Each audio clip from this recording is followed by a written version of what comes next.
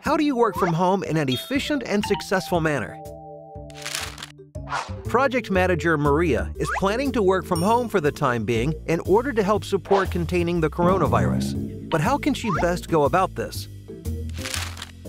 Her colleague Kim knows and explains to her, a successful day working from home starts with putting on your clothes.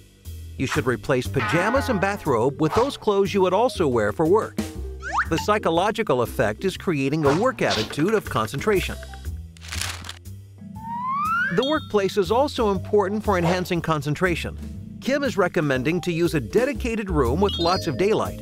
A closed door with a sign saying, "Do not disturb," helps with avoiding getting distracted. The workspace itself should be in a different place from where you usually relax. Using a clean and tidy desk will help you concentrating. Apart from that, Kim's recommendation to Maria includes adopting regular working hours and regular times for breaks.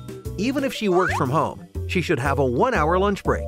And the important thing is that Maria then really takes a break and does not endeavor to do the washing up.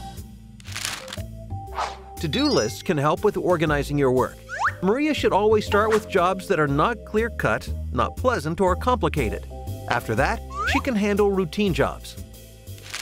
In order to avoid distractions, Kim recommends to avoid any private contact with friends and family during working hours. In case this is not possible, the recommendation is to reserve certain fixed time slots for those contacts. Contact needs to be maintained with clients and colleagues, obviously.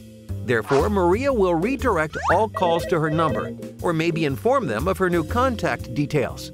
Kim also recommends to conduct meetings via video conference, which may be more efficient than meeting in person. Maria is glad. She feels very well prepared now. She will be able to work reliably and efficiently from home until the coronavirus danger is over.